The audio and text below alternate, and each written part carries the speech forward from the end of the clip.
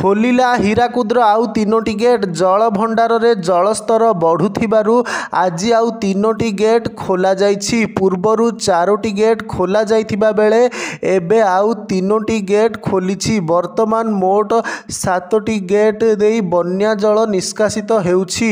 उपर मुंडरे प्रबल वर्षा लागी रहिथिबारु हीराकुद जल भंडार जलस्तर वृद्धि पाइबारे लागिछि, जाहाकु नेई आज पुणी हीराकुद डैम गोटे पर गोटे गेट खोलिबारे लागिछि। राज्य रे जारी रहिछि वर्षार वित्पात।